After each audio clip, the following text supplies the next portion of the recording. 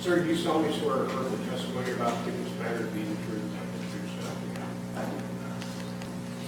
so? Sir, can you please state your full name and spell your last name for the record? Dale R. Thomae, Thomae. Dr. Thomae, what do you do for a living? I practice internal medicine here in Ashland. I'm also the county coroner. Okay, so let's take those two things. First, the internal medicine part. You are a board-certified physician, is that correct? That is correct, yes. And what kind of training did you receive in education in order to qualify you to be a board-certified physician? Residency and internship of 3 years in internal medicine. Then I passed the qualifying exams for board certification. So you've got an undergraduate degree, is that correct? Undergraduate degree, 4 years of medical school, 3 years of internship and residency. Okay, and then after that, you're board certified, and you are currently board certified, is that correct? I am, yes. In what area of medicine? Internal medicine. Okay. And you are the elected county coroner for Ashland County, is that correct? Yes. How long have you been the elected coroner? 8 years. Okay. Now, Dr. Thomae, in Ashland County, the autopsies that need to be performed, are those contracted with another organization? Yes, they are. We contract out with Cuyahoga County medical examiners. Okay, so there's a written contract that says that the Cuyahoga County medical examiner does autopsies that need to be performed from cases here in Ashland County, is that right? Yes, that is correct. So what happens? What's the procedure after an autopsy is completed? Do you receive a report? Well, yes, we receive a written report. There's verbal communication throughout the pre-autopsy. We send a communication to the Cuyahoga County medical examiners that they'll be receiving a case, the information related to that case. Then the day of autopsy, I usually get a call, or we'll call up to the examiner's office. Then a formal written report will come in about 8 to 12 weeks. Okay, so there's communication back and forth between your office and between the Cuyahoga County medical examiner about these things? Correct. Okay. To show defense counsel, State's Exhibit 372.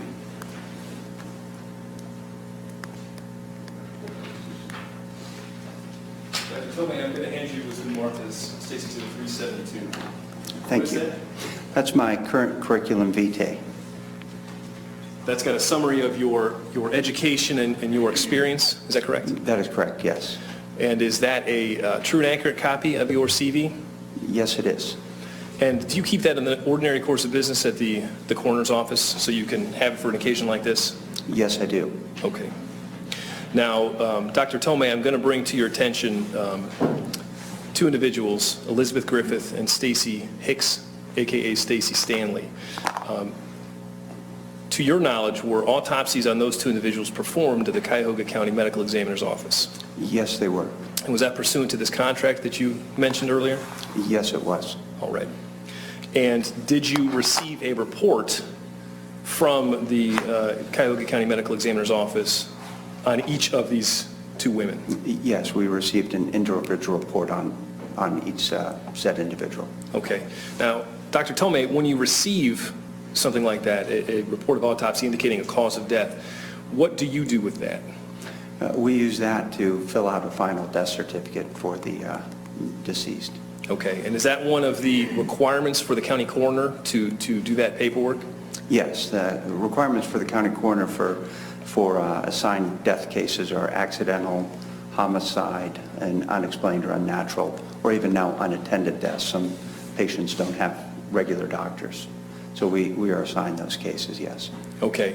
And do you make those determinations then and file paperwork according to that determination based on the information that you receive from the Cuyahoga County Medical Examiner's office? Yes. Okay.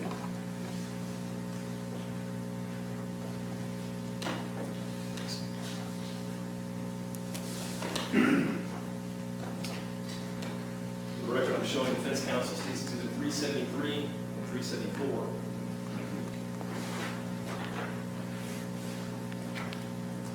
Dr. Thomae, I'm going to hand you what's been marked for identification purposes as State's Exhibit 373. Can you explain it to the jury what that is, please? What he handed me was Elizabeth Griffith's death certificate, along with an amended, or the first one's written out as pending investigation, and then the updated or appended version is after the autopsy findings are in. Okay. And after the autopsy findings were in, And the second sheet was filled out. Correct.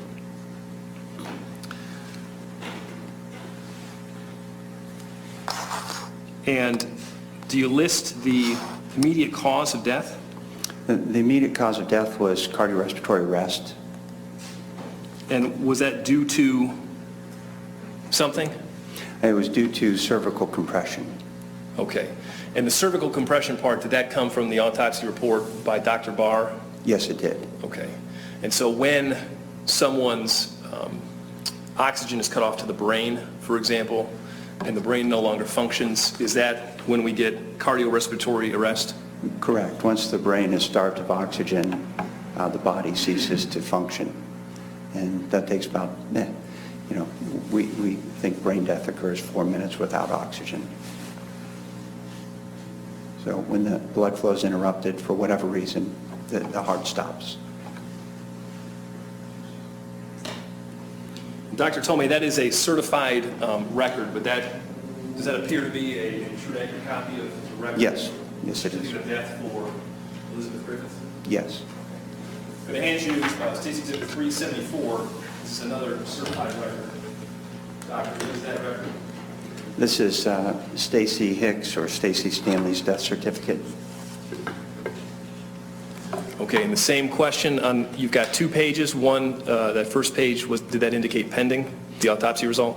That is correct, yes. And so the second page then has the information concerning the cause of death, is that right? That is correct as well. And same question from Elizabeth Griffith, was that, well, first of all, what is listed there? The cause of death was cardiorespiratory arrest due to cervical compression. Okay, and so the same question, that cervical compression component came from Dr. Barr's report from the autopsy. Is that correct? That is correct, yes. And you relied on that information in filling out this document, is that right? Yes. Okay.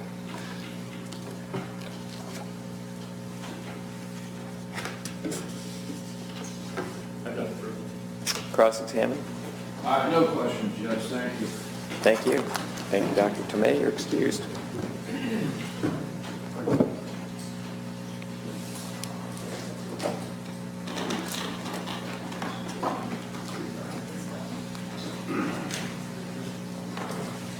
And you solemnly swear affirm the testimony you're about to give in this matter to be the truth and the truth, so help you God. Yes. Could you tell us your name, please? Beth Jackenheimer, And spell your last name, please? Jackenheimer. And how are you employed? Through the Ashland County Coroner's Office. And what do you do for the Ashland County Coroner's Office? I'm an investigator. And what sorts of things does an investigator do? We go to a scene and we'll do a little bit of a body exam, depending if there's an autopsy or not, take photographs, and in this case, we place them in the bag, send them up for autopsy, write a report. Okay. And do you have to have any specialized training or education to hold your position? Yes. What is that? I have a degree in crime scene investigation, and I have follow-up training through the Ohio State Coroners Association conferences, and also a training up at Cuyahoga County Medical Examiner's Office. Okay, and what does that training consist of? Case studies that you're in on, what is practical to do at a scene. We did some mock scenes that were graded on. And how long have you done that? I've been at the coroner's office for almost 6 years. And are you the only investigator? No, there's one other investigator, And are you both part-time, full-time? full-time, Okay. And who is the county coroner? Dr. Dale Thomae. Now, did you get called to a scene in the city of Ashland September 13th, 2016? Yes, Where did you go? to 363 Covert Court. And what was your understanding as to why you had to go there? That there were missing ladies that were found in that house. Okay. And when you got to that scene, what'd you do? I waited outside until the fire department took down a wall and bagged Griffith upstairs. After that, I was cleared to go into the house. I did one walkthrough, took photographs of the upstairs and the downstairs, and then myself and BCI bagged the decedent downstairs, and we Okay. removed her from the home. Now, when you say bag the decedent, what do you mean? Placed her into a body bag. And you did this, or both bodies were placed into a body bag? Yes, separate ones. Okay. And where did they go? We use a livery service called Buckeye, and they transported the bodies up to Cuyahoga County Medical Examiner's Office for autopsy. Okay, and is that pursuant to some sort of contract with Buckeye Livery? Yes, we have a contract with both Buckeye Livery and with Cuyahoga County. All right. And that answers the next question, maybe, as to why they went to Cuyahoga County. Yes, contracted services. Okay. Does Ashland County, the Ashland County Coroner's Office equipped to conduct a full forensic autopsy? No. All right. And is that what Cuyahoga County does then? Yes. At some point, did you travel, reference this case to the coroner's office? Yes, I did. Did you go there by yourself or with somebody? I was with two from the Ashland Police Department. Okay. Do you remember who? I actually went up to Cleveland twice. The one time I did go solo for the autopsies, and then I went up later with Captain Lay and Sergeant Detective Alting. Okay. So you actually go up and attend the autopsies? This one, Dr. Thomae requested I went up. Okay. So you did that? Yes. As to both victims in this case? Yes, And do you just stand by and observe? I did. Okay. What happened when you traveled with the Ashland Police Department? We went up to collect what evidence was removed from the ladies at their time of autopsy, and it was signed over to myself and then immediately signed over to the police department. Okay. I'm going to show you what we marked as State's Exhibit 275. I don't know, maybe you saw this, maybe you didn't. You ever seen this form? Yes. What's it appear to be? Evidence log. Okay. For what sort of evidence? These are the samples that were removed from the ladies. It includes bone fragments and stuff like that that was used for DNA, and also their clothing. Okay. And then that form, does that form document your taking custody of those items? Yes. And who'd you get them from? I received them from Cuyahoga County Lab. Okay, and what'd you do with them? Immediately transferred them over to the police department, which was Captain Lay. Okay. And I take it you were riding in the same car? Yes. So that was relatively simple to do. Yes. And then where did you go? The three of us then went to BCI. Okay. And what happened to the evidence at that time? I believe the police department turned it into BCI. Okay. And but at that point in the investigation, you're just riding along? Correct. Okay. And what day did all of that occur? September 30th, Okay. 2016? 2016. Thank you, ma'am. Nothing further. Cross. No questions, Judge, thank you. Thank you, you're excused. Thank you.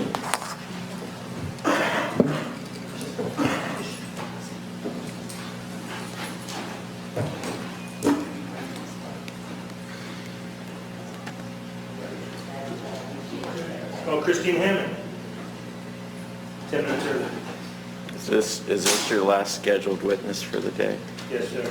Okay.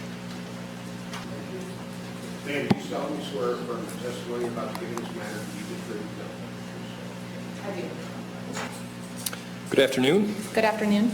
Could you please state your full name and spell your last name for the record? Christine Hammett, Hammett. Ms. Hammett, how are you employed?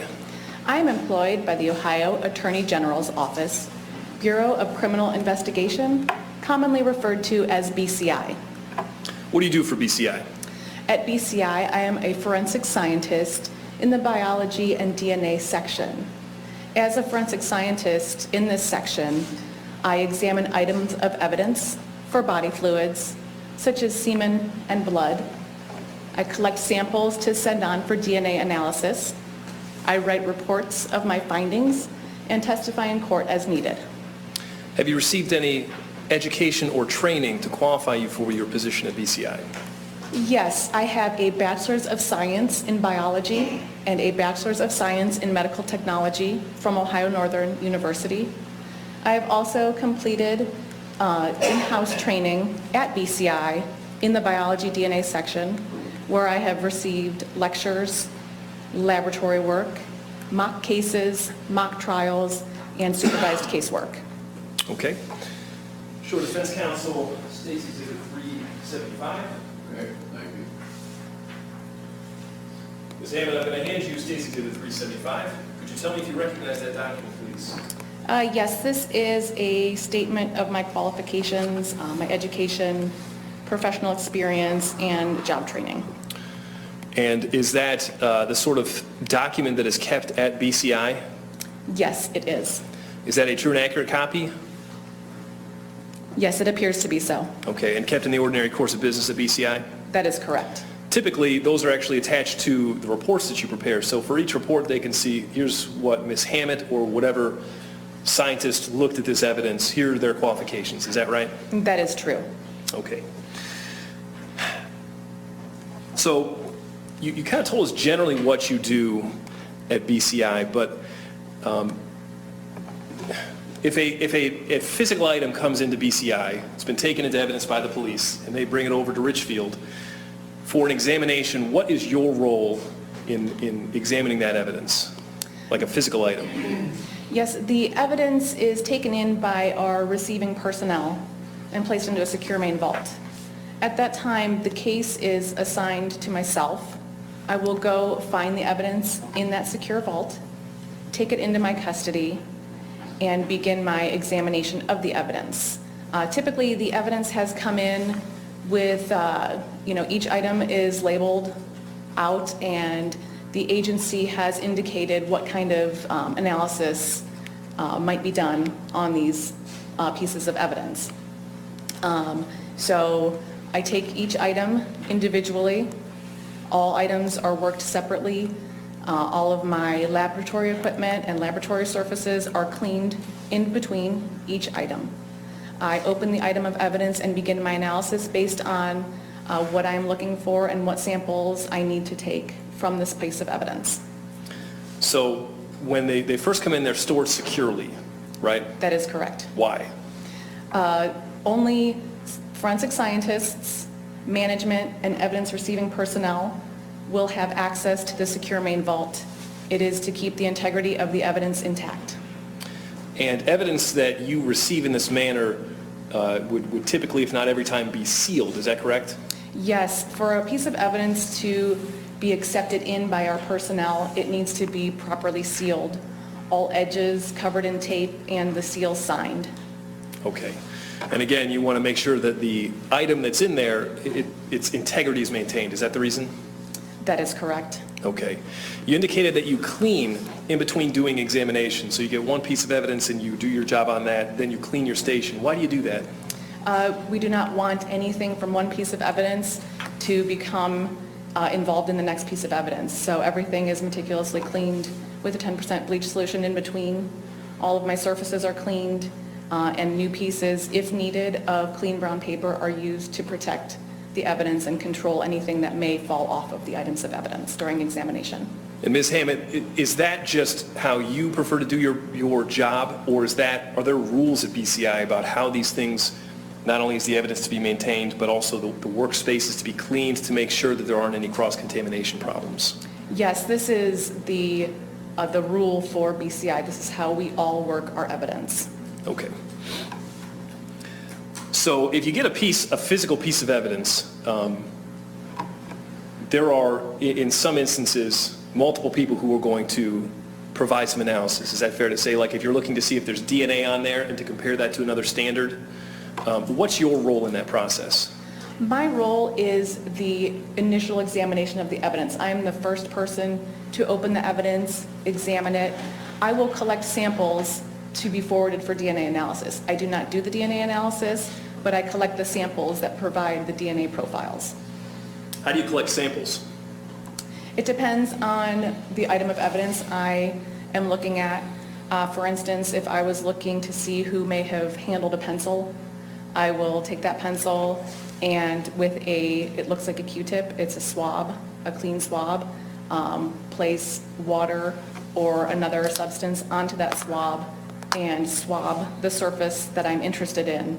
I will then dry completely that swab and place it into a tube. This tube then moves on to the next portion of DNA analysis, where these cells are then used to produce a profile. Okay, so the first thing you do is you swab it to see if you can collect DNA from that physical object, is that correct? That was an example of if I was just looking for someone who touched something.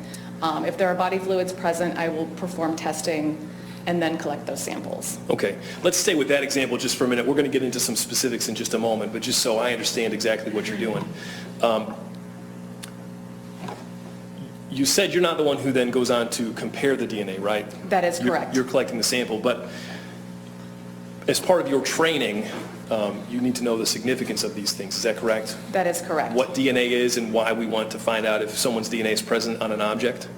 Is that correct? That is correct. Okay. Can you just tell us then, what is DNA? I am not a DNA expert. However, I do know that DNA is a long thread-like molecule that's found in almost every cell of our bodies. It makes us who we are, and it can be used, to compare to a known DNA. So, Ms. Hammett, based on your training and your experience, do people sometimes, you gave the pencil example, if a person touches a physical object like a pen or pencil, do they sometimes leave some of their DNA on that object?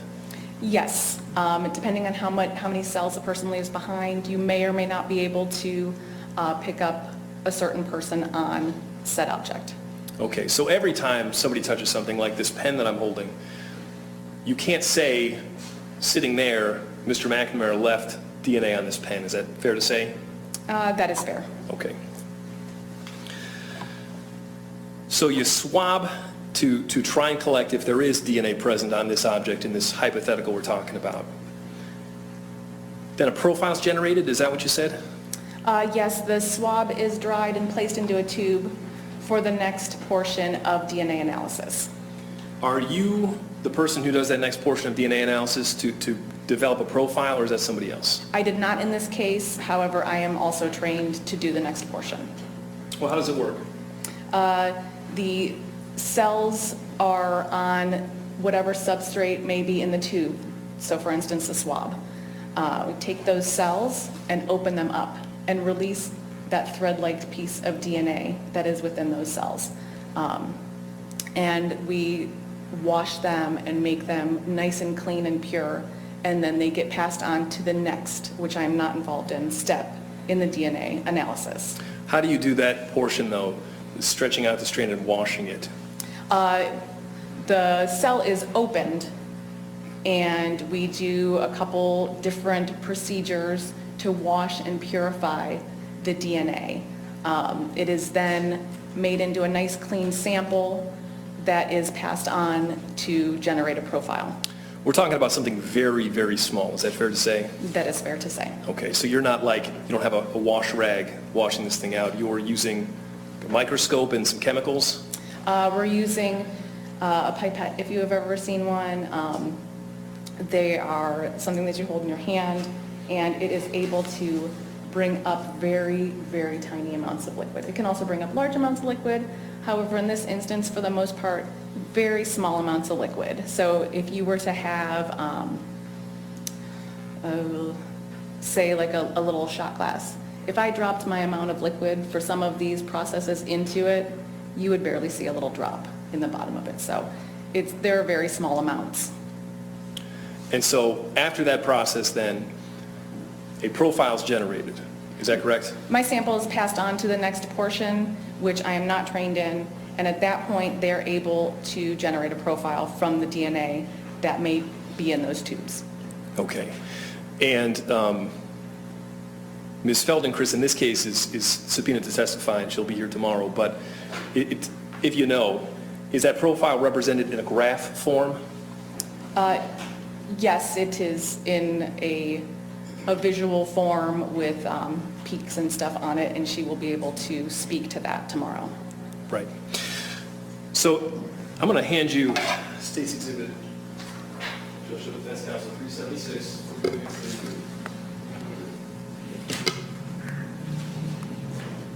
Ms. Hammond, this is State's Exhibit 376. Do you recognize what that is?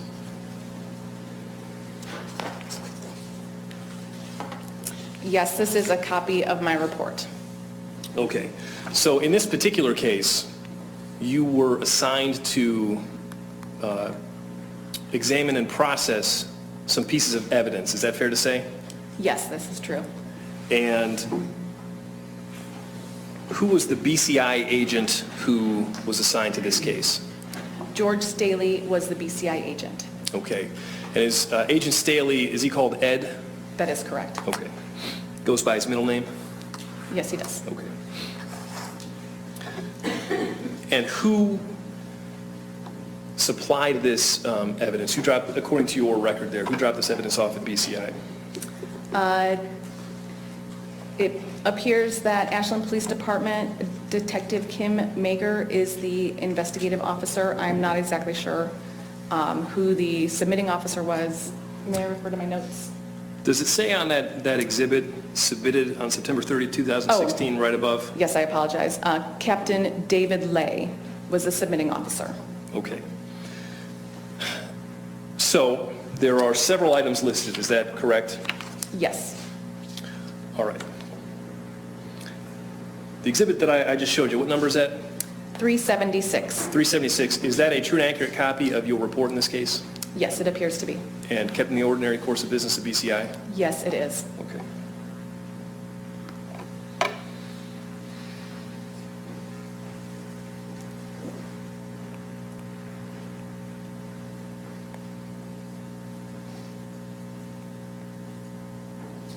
I'm going to hand you what's been marked for identification purposes as State's Exhibit 257.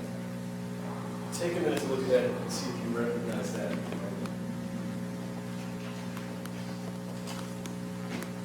Yes, I do recognize this item. What is that?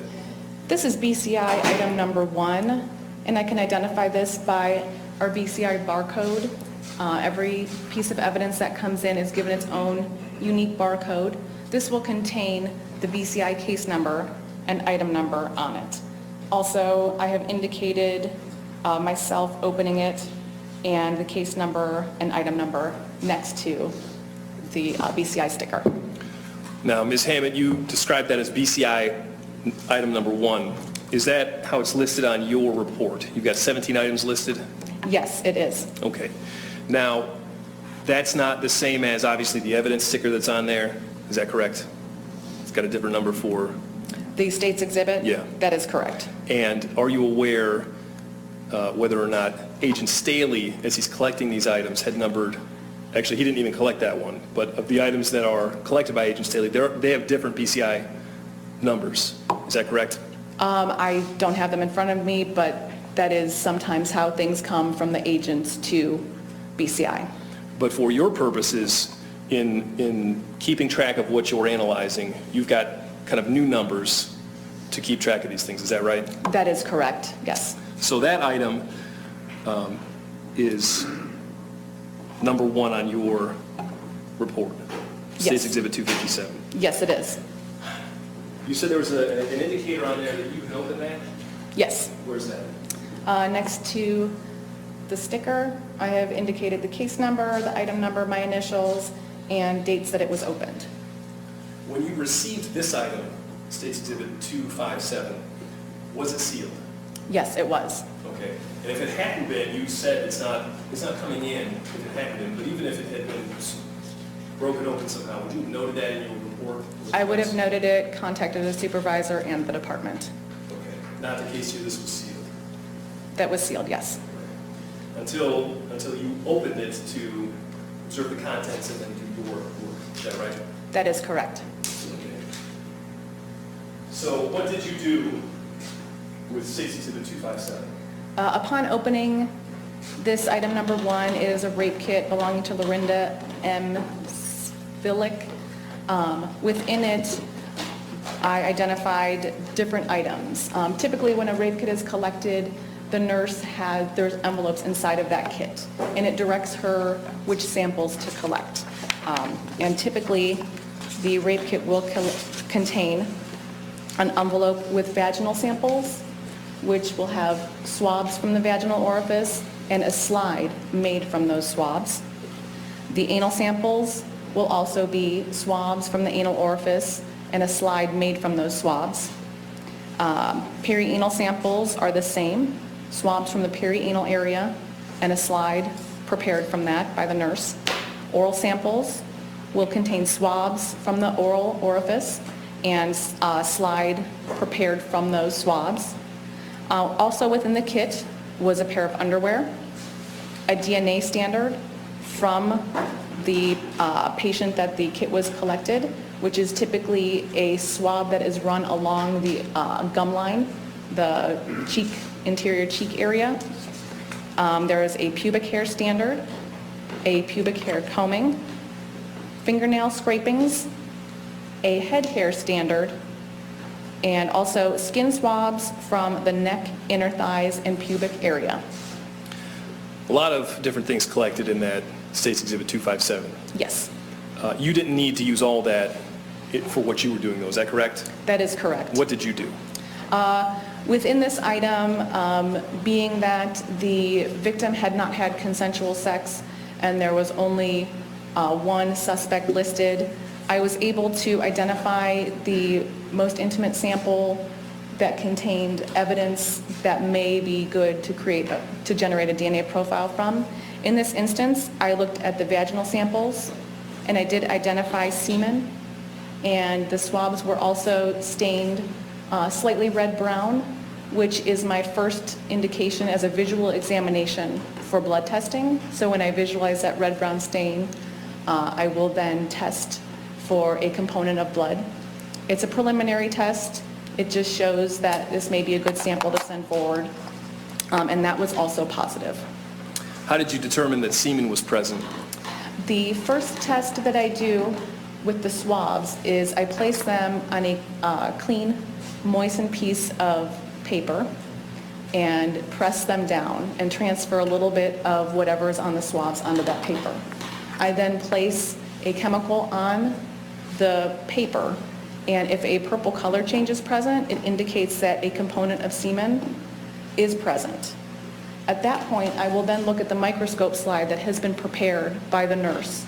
Underneath the microscope, the cells on the slide are stained. And if sperm is present, the head of the sperm will be a reddish pink, and if there are tails present on the sperm, they will be green. In this instance, I was able to identify the sperm cells, and that gave me the finding of semen identified. So first you got that color change, and then you actually looked and saw sperm. That is correct. Okay. Did you collect a sample from that could be then tested for DNA? Yes. Usually there are 4 swabs collected. However many swabs that are collected, a portion of each of those gets placed into the tube that I was speaking of earlier, and it goes on to the next process. So that a profile can be obtained for that DNA, is that right? That is correct. All right. There was also, you mentioned the DNA standard for Lori Svilik in that rape kit. Yes, that is correct. What did you do with that? In that instance, there is usually one swab that they've taken from the interior cheek area. A portion of that swab will be placed into a tube and sent forward for DNA analysis. For the same thing, so that a profile can be generated and then compared to other profiles, is that correct? That is correct. All right, and that was done in this case? Yes, it was. So those were the 2 things that were done in the State's Exhibit 357, is that correct? That is correct. 257. Item number 2 on your report, what is that? Item number 2 was a DNA standard from Shawn Grate.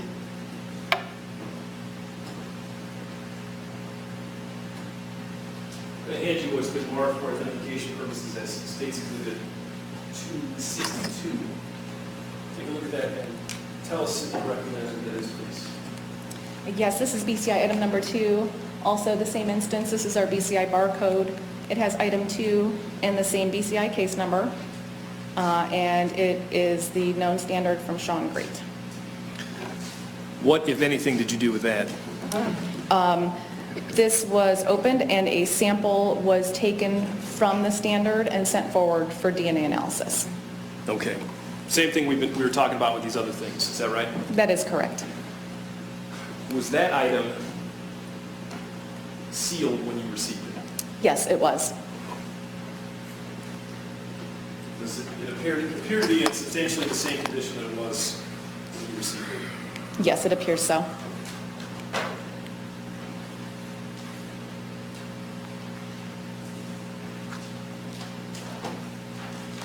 State's Exhibit 257, a rape kit, did that appear to be in substantially the same condition as when you received it at BCI? Yes, it did.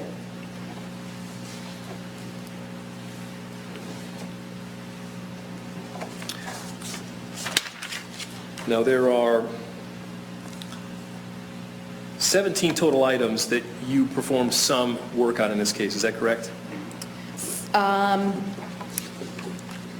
17 listed things? 16, I believe. Item number 3 was not assigned to myself. I got you. So 1 and 2 and then 4 through 17. That is correct. Okay. What was item 4?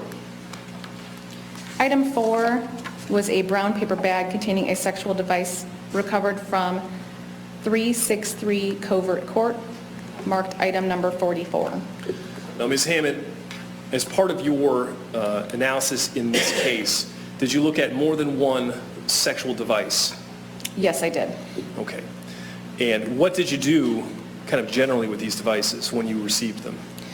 Upon opening, I conducted my examination and found each of them to be layers of items on top of each other.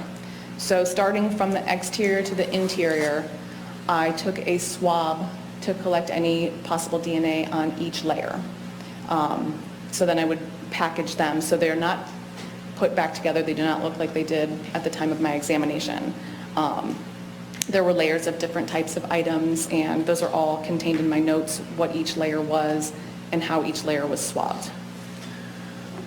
So item 4, which BCI item was that identified as? I know you've got, it's item 4 on your report, but do you have on there what item it would have been collected as at the scene? At the scene, it would appear to be that Agent Staley marked it as item number 44. Okay. It then comes into BCI and becomes BCI item number 4. All right. So for that item, did you take it apart? Yes, I As you did. previously indicated, what was that made of? I would need to refer to my notes. May I? Does it indicate on your report right here what the items were underneath? Yes, there may be multiple of each of those. If you need specifics, I can go into that, but if not, I can refer. Yeah, let's talk generalities. Okay. Just what these things are made of. So item number 4, what was that made of? Item number 4 contained condoms, paper, a candle, and a ball. Okay. And you collected samples from that? Yes, I did. Item number 5, what was that? That contained a condom, socks, and balls. Was that a sexual device as well? Yes. Where was that taken from, according to your report? 363 Covert Court, marked as item number 56. And you said a condom, socks, and balls. Correct. Okay, item 6? Item 6 contained a wooden stick, condoms, sock, duct tape, and a towel. And what was that? That was BCI item number 6, marked as item 12 from 363 Covert Court. Okay, another sexual device, is that correct? Correct. All right. I'm going to hand you what's been marked for identification purposes as State's Exhibit 122. Now, aside from being open, do you recognize what this item is here? We'll open it up in just a second. Yes, this is BCI item number 6.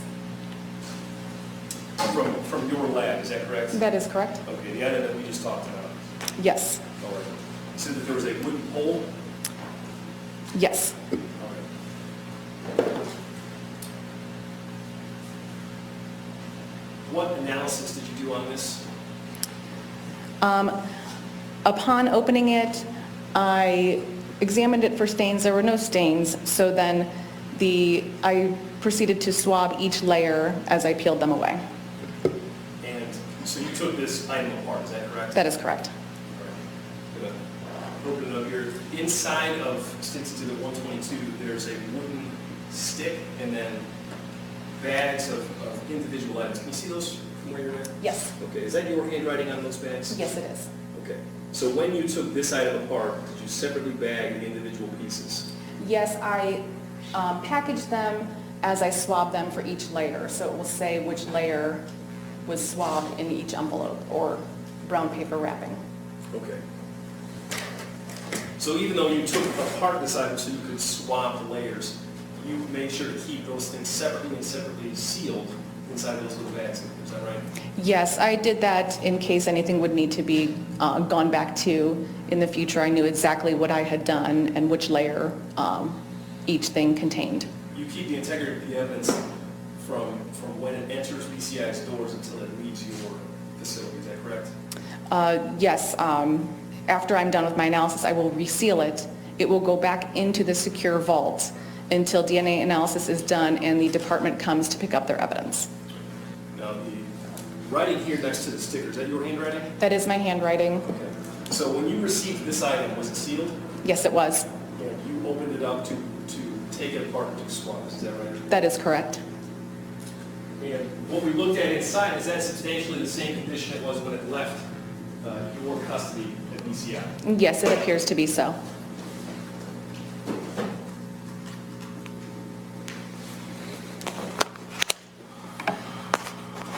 So we saw the wooden stick. What else made up that item before you took it apart?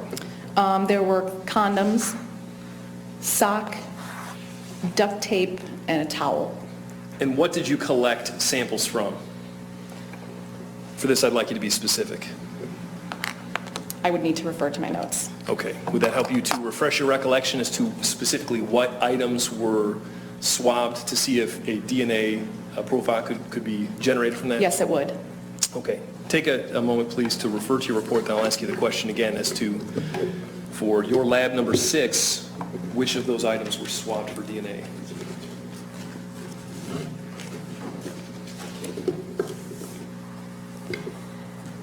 BCI item number 6. I took a swab of the handle as item 6.1. So when I collect something from that main item, it becomes a 0.1, etc. I took one swab from the condom as 6.2. Would that have been the condom on the outer layer of Yes. this device? I swabbed from the exterior to the interior layers.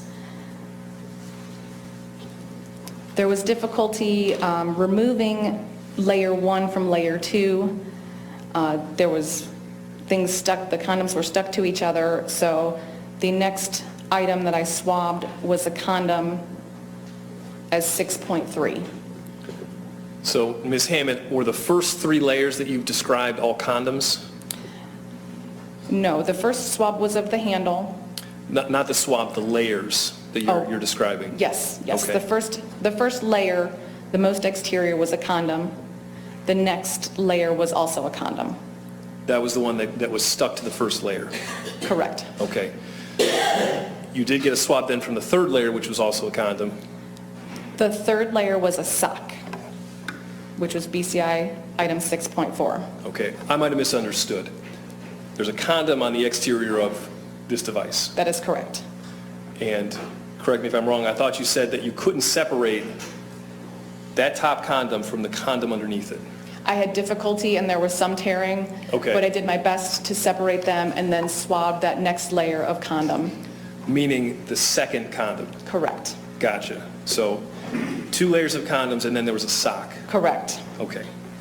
So the swab of the sock, I have then made item 6.4. The next swab that I took was from duct tape that was wrapped around that sock. That becomes 6.5. The next layer underneath the sock was a towel. That is 6.6. And then underneath of all of the layers, now underneath the towel, was the stick, the covered end of the stick, and I swabbed that, and that is BCI 6.7. And then that information went on, as you've previously described, so that a profile could be made, if possible, from any DNA that might or might not be present on those swabs. Is that correct? That is correct. Okay. Item 7, what was that?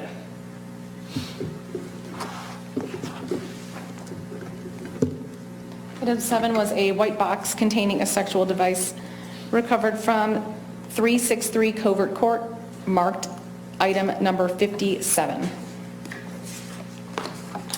And did you do the same thing you've described previously? You took it apart and you took swabs? That is correct. What was that item made of?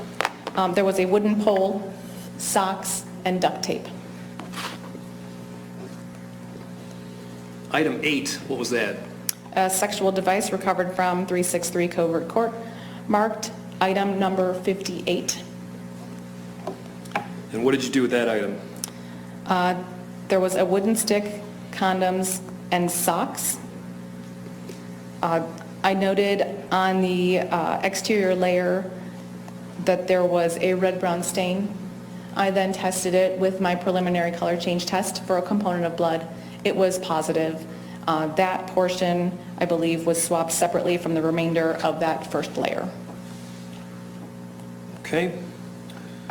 So item 8, the exterior of that tested presumptive positive for blood. That is correct. Item 9, what was that?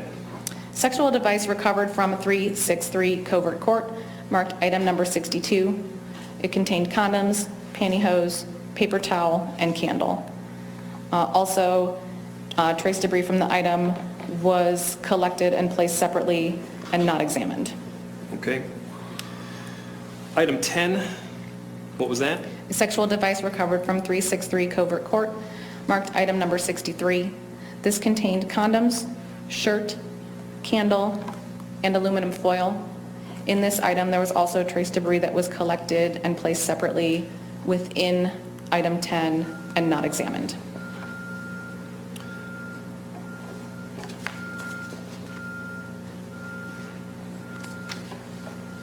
Item 11, that was an item that BCI received of some biological material from Stacy Hicks. Is that correct? That is correct. It was a bone and toenails from Stacy Hicks. And item 12 were samples, swabs or orifice samples from Stacy Hicks. Is that correct? That is correct.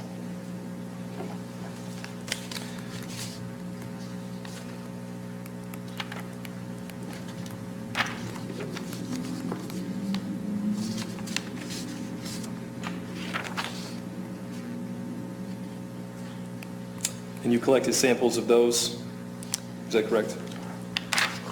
I did testing to see if semen was present on the vaginal, rectal, and oral swabs. No semen was identified. The oral swabs were then used as a DNA standard to send forward for comparisons. And there were swabs from underneath the right and left fingernails separately. Portions of those were collected and sent forward for DNA analysis.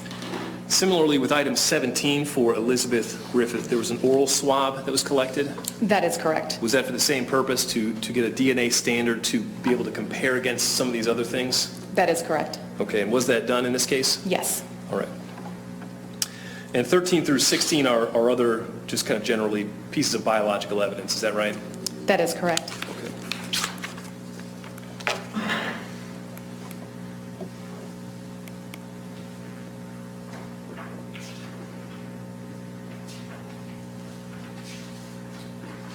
Ms. Hammond, I'm going to hand you this been marked for identification purposes as State Exhibit 275. There's a top sheet. This has already been identified from the Ashland Police Division. If you flip over to the next sheet, though, looks like some BCI paperwork. Do you recognize what that is? Yes, this is our laboratory evidence submission form.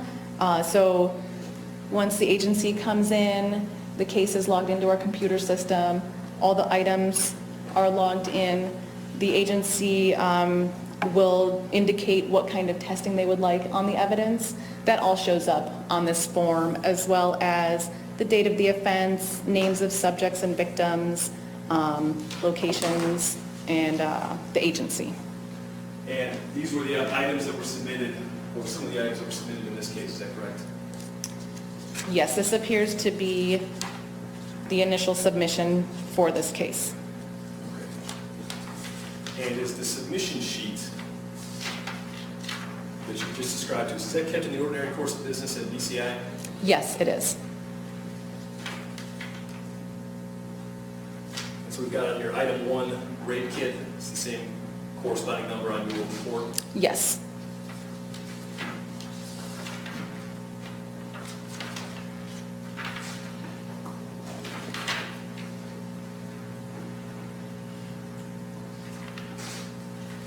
Does that appear to be a true and accurate copy of the BCI submission sheet? Yes. That's what you described? It appears to be, yes.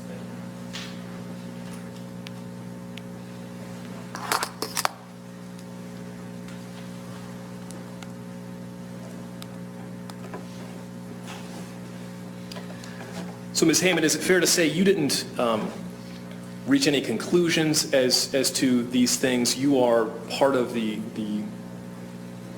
scientific process here in getting things that can develop DNA profiles that can be analyzed later. Is that fair to say? Yes, I collected the samples that were forwarded on for DNA analysis.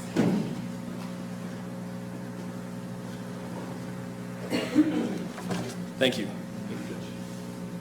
Cross-examine, Mr. Whitney. No questions, Judge, thank you. Okay, thank you, ma'am. You're excused. Thank you.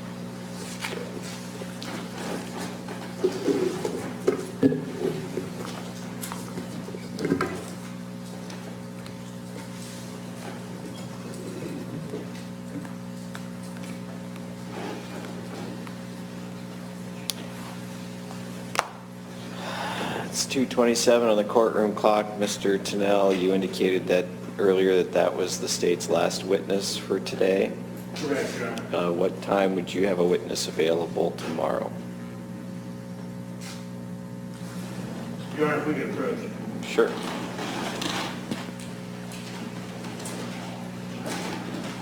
Ladies and gentlemen, just to inform you as to how things are progressing.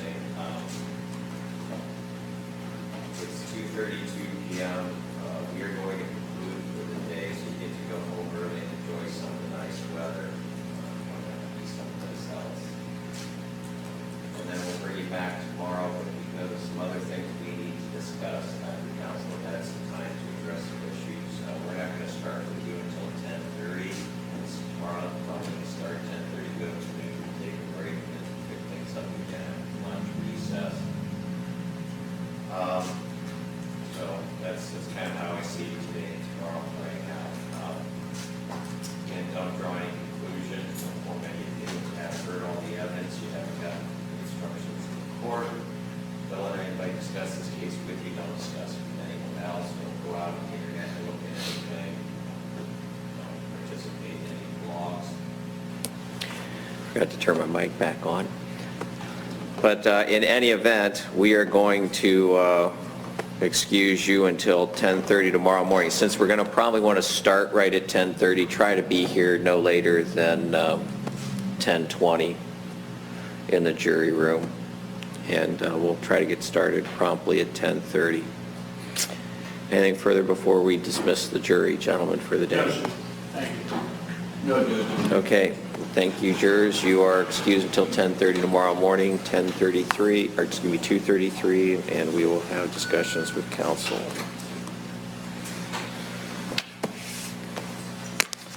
Record should reflect that 2:34, the jury has left the courtroom. Counsel and defendant are still present. Anything else we need to discuss, gentlemen, even if it's up here at the bench? Potentially, Your Honor, I suppose the bench or the chambers. Well, I just as soon discuss it up here at the bench as opposed. Well, I would rather that it be on the record.